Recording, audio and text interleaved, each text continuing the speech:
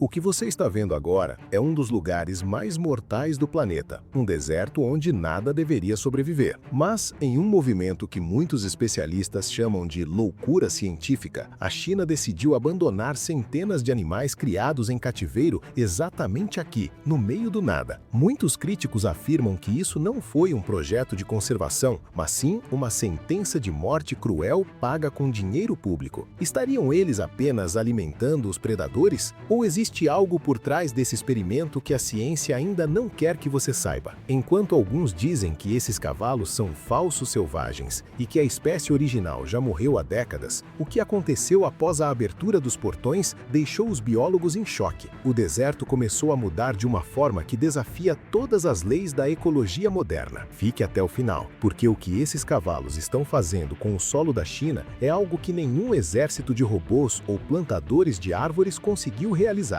E eu quero saber a sua opinião logo de cara. Você acha que vale a pena gastar milhões para soltar animais no deserto, ou isso é apenas um desperdício de recursos que deveriam ser usados em nós, humanos? Comenta aqui embaixo agora, porque a polêmica tá só começando.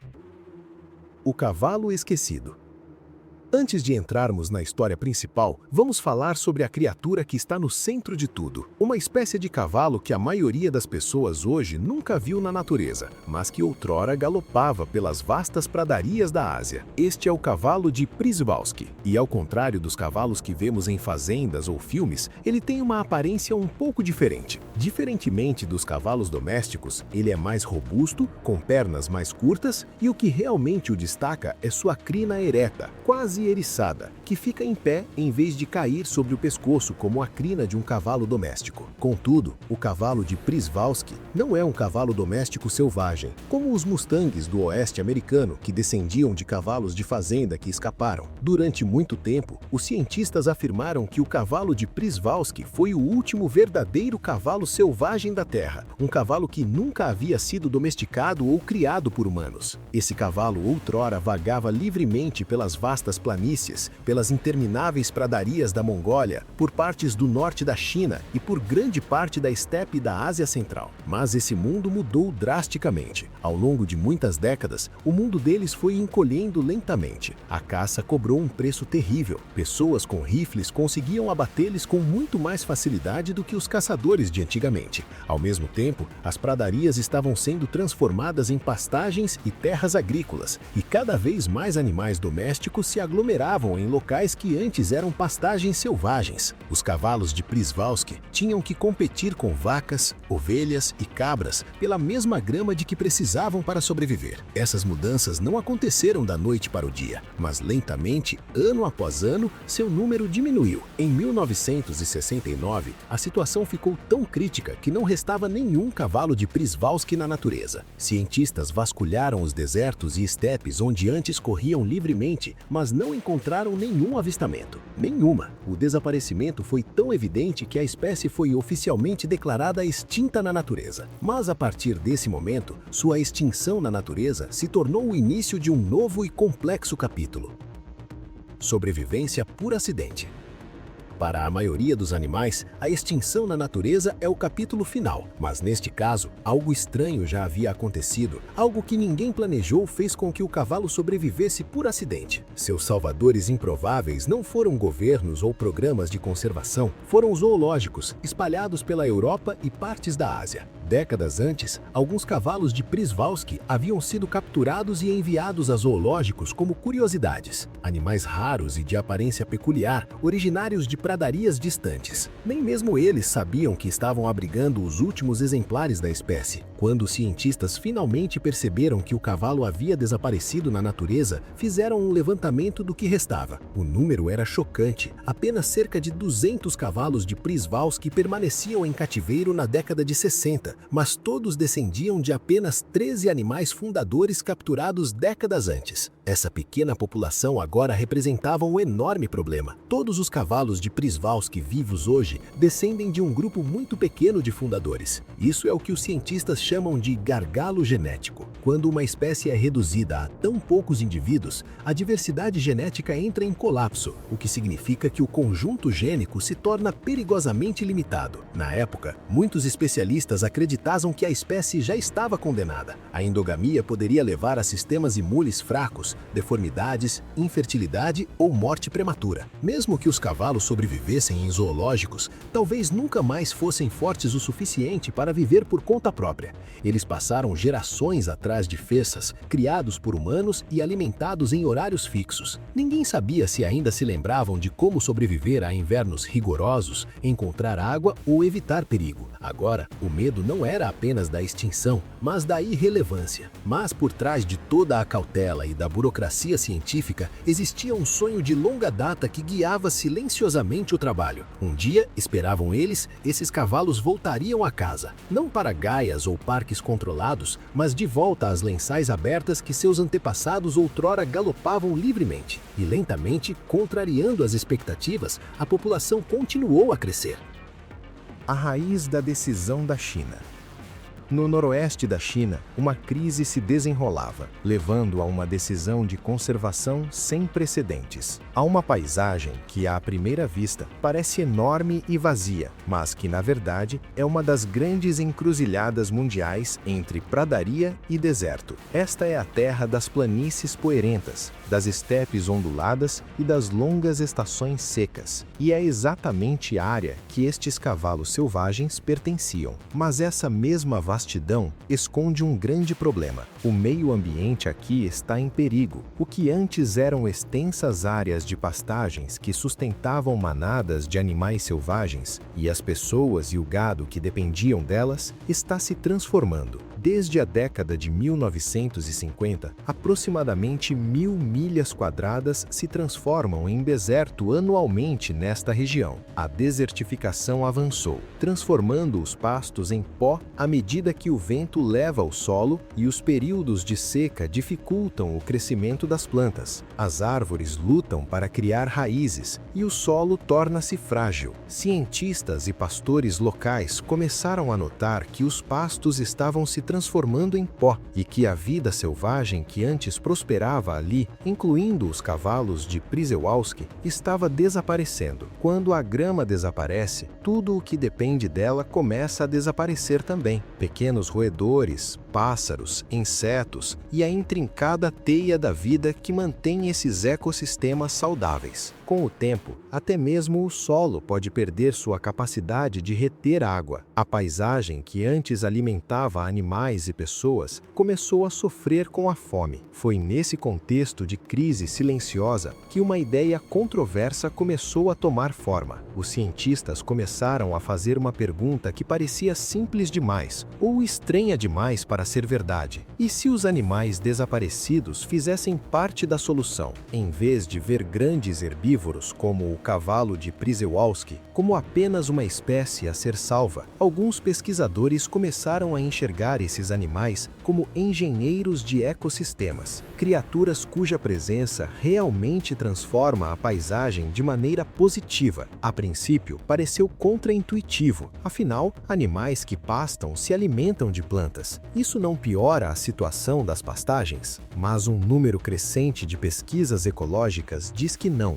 Em muitos ecossistemas de terras áridas, o movimento e o pastoreio de grandes herbívoros ajudam a equilibrar o ecossistema em vez de destruí-lo. Aliás, essa ideia não era totalmente nova. Ecologistas discutiam o papel dos grandes mamíferos na formação das paisagens há décadas, mas ninguém havia tentado testar essa hipótese em tal escala no noroeste da China até que o país decidir agir. Em 1985, a China estabeleceu o Centro de Criação de Cavalos Selvagens de Xinjiang, no condado de Jinsar, como o primeiro passo para a reintrodução. Mas trazer os cavalos de volta à natureza não aconteceria da noite para o dia. Foram necessários 16 anos de preparação antes que os primeiros cavalos pudessem ser soltos na Reserva Natural de Kalamayle, em 2001. Assim, em vez de manter os cavalos de Przewalski em cativeiro, ou ignorar completamente a possibilidade de reintrodução na natureza, a China se comprometeu com o projeto como um esforço experimental para verificar se trazer esses cavalos de volta para casa poderia realmente ajudar a restaurar os ecossistemas. Foi um experimento de longo prazo, um verdadeiro teste para saber se uma espécie extinta poderia ajudar a revitalizar as próprias terras que outrora habitava. Cientistas, ambientalistas e gestores de terras trabalharam juntos para identificar onde os cavalos poderiam sobreviver, como poderiam ser criados e soltos, e qual impacto poderiam ter nas pastagens que haviam perdido. No entanto, mesmo com a decisão tomada e os programas em andamento, um problema pairava no ar. Mas havia um problema. O deserto para o qual retornavam não era mais o mesmo.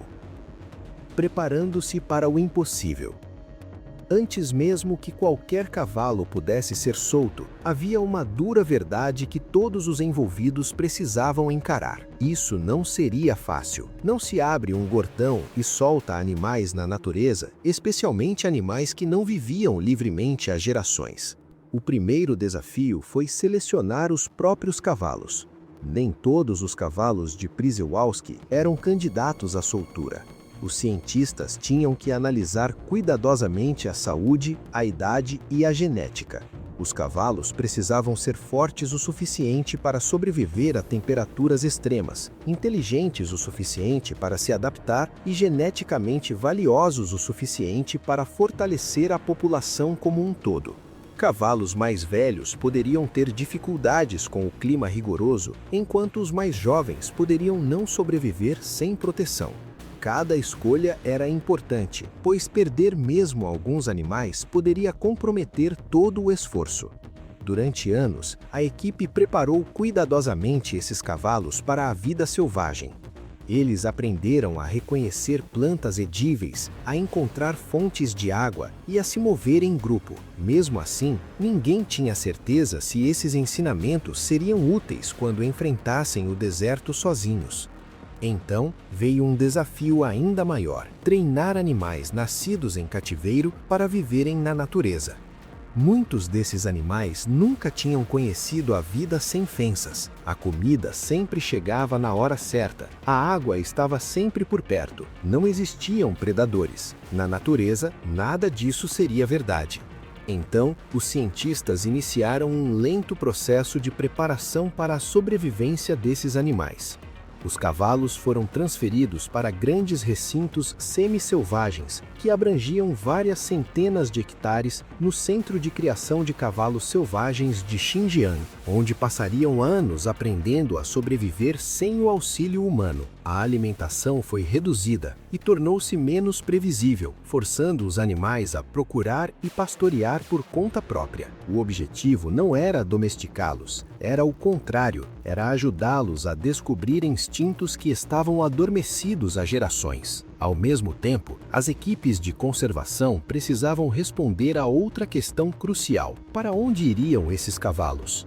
Escolher o local de soltura foi tão arriscado quanto escolher os animais. A área tinha que ser remota, longe de intensa atividade humana, estradas e assentamentos. Eles escolheram a reserva natural de Kalamairi, na bacia de Yungar, em Xinjiang. 16.564 milhas quadradas de deserto e estepe, onde historicamente cavalos selvagens vagavam. Era necessário que a área fosse o mais parecida possível com o habitat histórico dos cavalos. Naturalmente, nem todos apoiaram o plano. As críticas foram veementes e algumas das preocupações foram diretas. Eles vão morrer, disseram alguns. O ambiente, argumentavam, estava degradado demais para sustentar grandes herbívoros. Outros alertaram que o ecossistema já estava sob pressão devido às mudanças de clima e ao uso da terra no passado. Temiam que a reintrodução de animais pudesse piorar a situação, em vez de ajudá-la. Havia também dúvidas em relação aos próprios animais. Será que animais nascidos em cativeiro realmente sobreviveriam a predadores, à fome e a condições climáticas extremas? Saberiam migrar, encontrar água, proteger seus filhotes? Alguns cientistas temiam que nem mesmo anos de preparação seriam suficientes para desfazer gerações de dependência humana. Apesar de tudo isso, as equipes envolvidas seguiram em frente. Uma vez concluída a preparação, não havia mais volta. Os cavalos entrariam em um mundo que já não se lembrava deles, e os cientistas que observavam só podiam esperar que os instintos profundamente enterrados nesses animais fossem suficientes. E logo os gortões se abriram. Libertar cavalos que passaram a vida inteira em cativeiro não era apenas abrir um gortão. Era como dar um passo para o desconhecido, e quando finalmente o fizeram, sentiram uma mista de admiração e ansiedade. Os cavalos hesitaram primeiro, farejando o ar, testando o terreno. Então, um a um, eles adentraram a vasta paisagem deserta. As câmeras registraram cada momento, mas mesmo com as imagens, os cientistas só podiam observar e torcer. As dificuldades iniciais foram imediatas. Alguns cavalos se perderam e voltaram fracos. Dos 27 cavalos soltos naquele primeiro grupo em agosto de 2001, a sobrevivência foi incerta durante todo o primeiro inverno. A equipe documentou cada perda, cada erro, mas também notou pequenos sinais de sucesso. Como os cavalos restauram o deserto.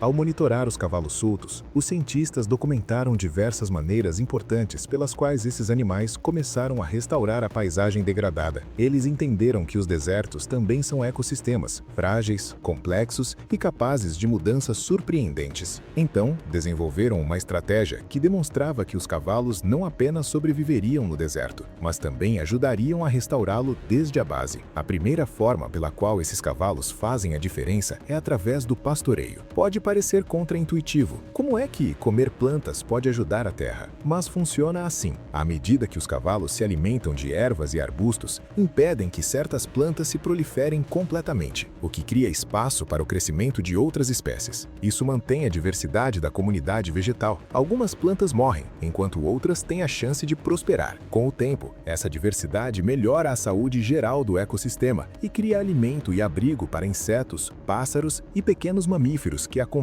o crescimento das novas plantas. Esses cavalos também espalham sementes por onde passam. Quando se alimentam de frutas ou plantas, minúsculas sementes passam pelo sistema digestivo dos animais e são depositadas em suas fezes por todo o deserto. Essa dispersão natural de sementes ajuda as plantas a alcançarem áreas que talvez nunca colonizariam por conta própria. Algumas sementes precisam até mesmo da difícil jornada pelo intestino de um animal para germinarem adequadamente. Dessa forma, os cavalos atuam como jardineiros vivos, plantando as bases para um ecossistema mais vibrante. Outro efeito importante vem de seu movimento pela terra. Os cavalos pisoteiam o solo enquanto caminham, o que pode parecer destrutivo, mas na verdade é benéfico. Seus cascos quebram a areia compactada, permitindo que a água da chuva se infiltre em vez de simplesmente escorrer. Esse pequeno efeito de aragem também cria microhabitats, onde as sementes podem germinar e as plantas jovens podem crescer. Com o tempo, essas pequenas perturbações tornam o solo mais poroso, mais fértil e mais capaz de reter umidade, o que é crucial para a vida no deserto. A presença do cavalo também afeta a ciclagem de nutrientes. Ao se alimentarem de plantas e excretarem resíduos, eles devolvem nutrientes ao solo em uma forma que as plantas podem utilizar. Essa fertilização natural ajuda as plantas a crescerem mais rápido e mais fortes, que por sua vez beneficia insetos, pássaros e outros herbívoros. É uma reação em cadeia. Um solo mais saudável leva a plantas mais saudáveis, que atraem mais animais, o que continua a enriquecer a terra. Em 2006, 5 anos após a primeira soltura, levantamentos da vegetação mostraram mudanças mensuráveis em áreas frequentadas pelos cavalos, com aumento da diversidade vegetal em comparação com zonas sem cavalos. Ao longo dos anos, esse ciclo de retroalimentação pode transformar grandes extensões de deserto antes árido em áreas que sustentam uma surpreendente variedade de vida.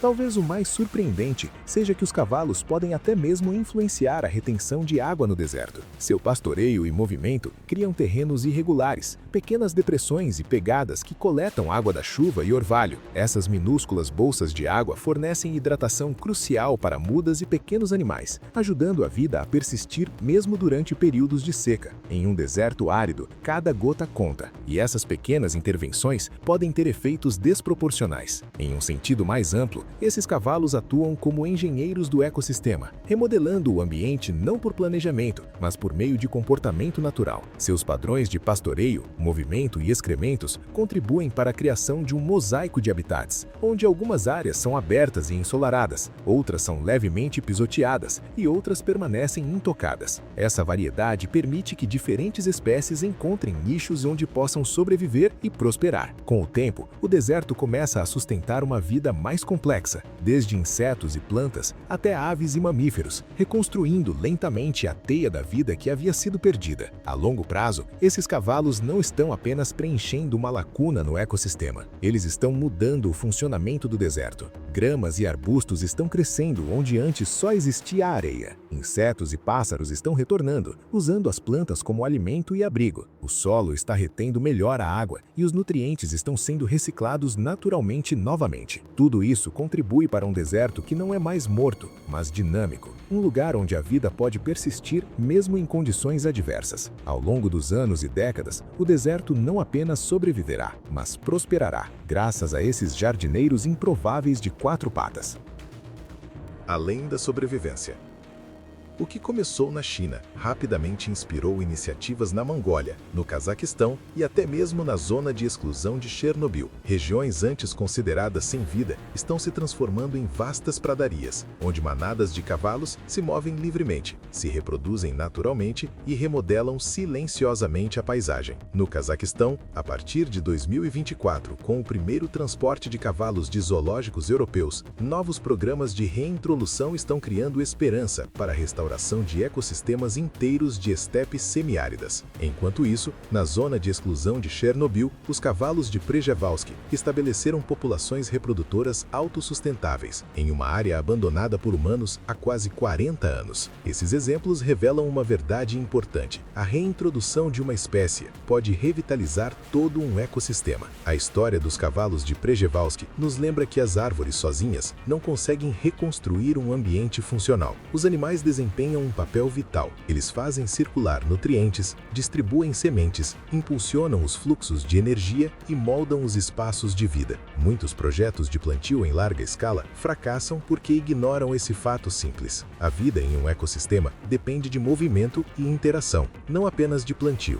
Nos projetos de restauração do deserto na China, as árvores sobrevivem a longo prazo somente quando fazem parte de um ecossistema autossustentável, onde o solo ainda abriga micro-organismos, retém nutrientes e sustenta os ciclos naturais. O plantio por si só não consegue reconstruir essas bases. Isso só funciona depois que as pastagens são restauradas e a terra começa a recuperar seu próprio ritmo. Os cavalos de Przevalsk fazem mais do que ocupar espaço. Seu pastoreio e sua liberdade de movimento reativam os processos do solo, impulsionam a vida microbiana e remodelam a vegetação em padrões que os modelos mostram que os humanos não conseguem replicar. Em 2024, aproximadamente 2.000 cavalos de Przevalsk viviam em populações selvagens e semi-selvagens em toda a área de distribuição histórica, o suficiente para influenciar vastas regiões do deserto do Gobi e da bacia de Yungar, áreas antes consideradas mortas, onde os micro-organismos do solo haviam desaparecido e a vegetação sumido, agora mostram sinais de vida novamente. De uma espécie outrora extinta na natureza, as pradarias da Ásia Central estão lentamente voltando à vida. A história dos cavalos de Przevalsk nos ensina uma lição que muitos governos e cientistas ainda se recusam a aceitar. A natureza não precisa que nós a construamos, ela só precisa que paremos de destruí-la. O que começou como um experimento condenado ao fracasso, hoje é a prova viva de que o sopro da vida pode retornar até para os lugares mais esquecidos do mapa. Se esses animais que passaram gerações atrás de grades conseguiram curar o deserto com seus próprios passos, o que mais seríamos capazes de restaurar comemorar se dessemos uma chance real ao planeta. Mas a pergunta que fica no ar é: será que chegamos a tempo de salvar o resto? Ou estamos apenas adiando o inevitável em um mundo que muda rápido demais? Se você chegou até aqui, você faz parte do pequeno grupo de pessoas que realmente busca entender os mistérios que o mundo tenta esconder. Se você acredita que a natureza ainda pode nos surpreender, clica no botão de curtir e se inscreva agora. E a gente se vê no próximo mistério. Até logo!